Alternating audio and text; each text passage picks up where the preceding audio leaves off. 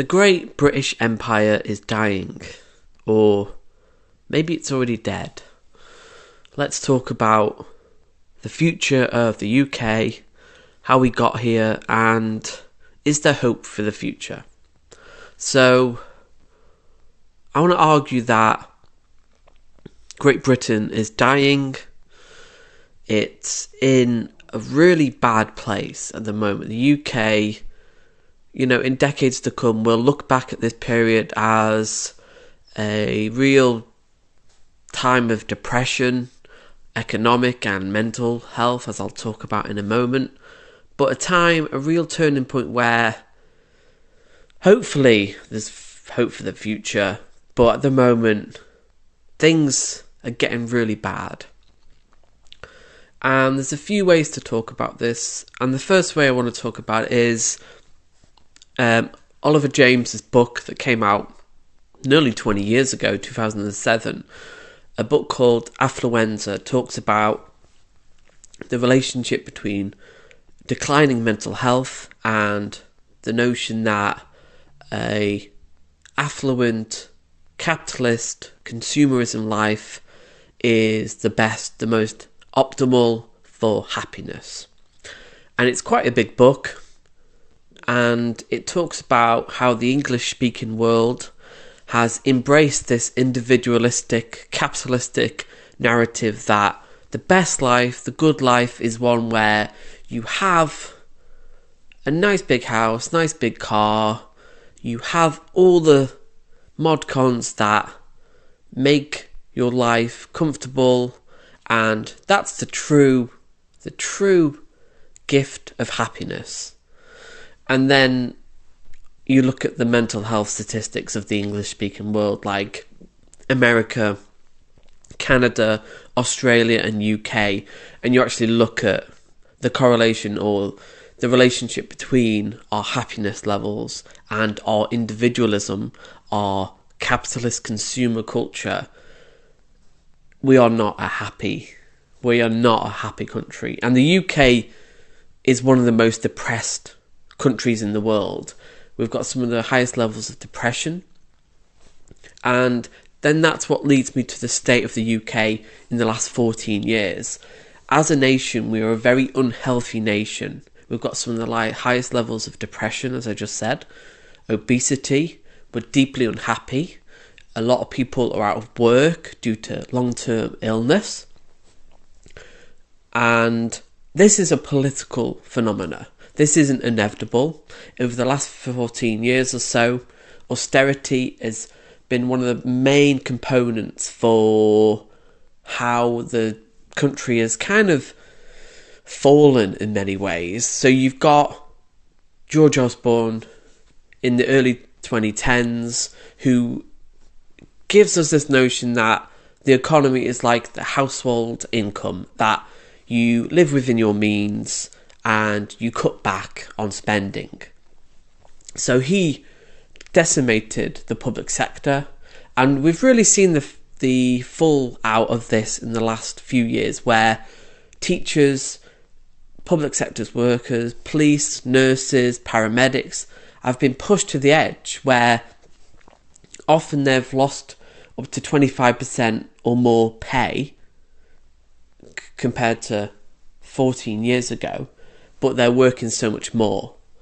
So their pay has been cut.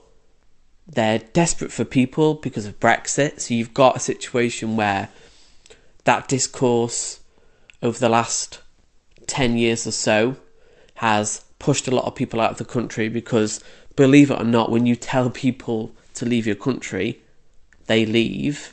So that's caused a lot of problems in itself. The fall of the valuation of the pound.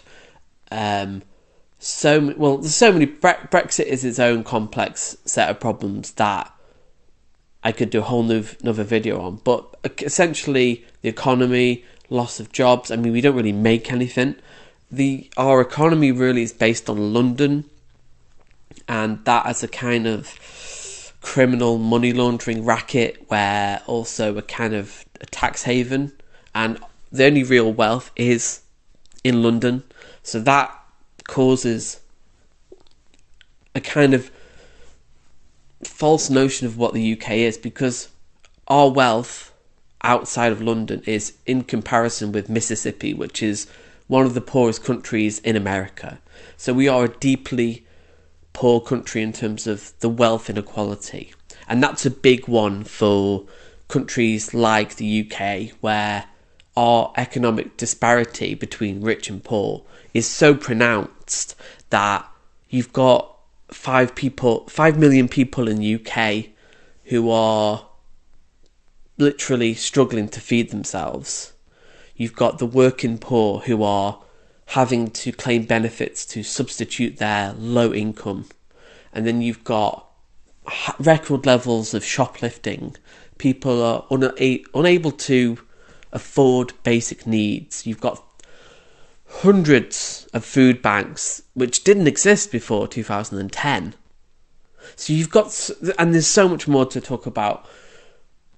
Economic stagnation, our GDP is flatlining. What do we produce? London, and we kind of export a lot of potatoes. I'm serious, that's it. So what is the hope for the future for young people who, when they come out of university, they have a degree, a master's, even in some cases a PhD? What do they do next? Because so many people are locked out of affording a home, and then this does have a radicalising force. I think there is hope in some ways, but also at the same time, because people are so zombified by their lives of working, consuming content, not really even having hope for the future, being kind of doomer-pilled, they really don't see a prosperous future in the UK. You walk down a high street in the UK and there's charity shops, there's betting shops, there's pound shops, there's bakeries. That's all there really is. And at the moment, there isn't hope for the future. But I think maybe things have to get a little bit worse before people wake up and realise that it's not inevitable.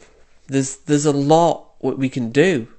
The debt since 2014 has doubled from 1.3 trillion to what it is now is 2.7 trillion pounds. And where's that money gone? Because people talk about COVID. No, it was pretty much at that level before COVID. So where's this money gone? It's gone somewhere, and it's usually, the story always goes, it's gone into the pockets of the rich. The rich have only got richer in the last decade or so.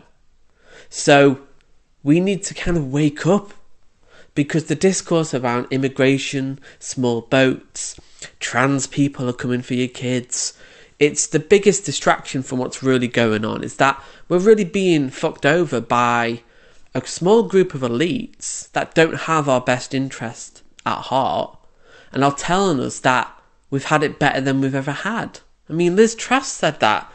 Of all the people to say that, we've never had it better. Whereas you look at the levels of poverty, mental health issues, obesity, general apathy and unhappiness in lives, relationships broken, people who are more disenfranchised and alienated from themselves, their families, their partners. The UK is a dying country, and I do see hope for the future, but what does it take for people to realise what's being done to us? And hopefully, the Labour have promised in the next 5 years that they're going to renationalise the trains. And, that does give me hope, but it's not enough. And we really need to push for more, be more ambitious, and kind of talk about where are we heading if we continue on this trail? Because people are sick, people are ill, people need hope for the future. So that's all I have for you today. Quite a depressing one, but hopefully the UK, which, could be a great country, will, in the next few decades get better. But I don't know. You tell me. I'll see you next time.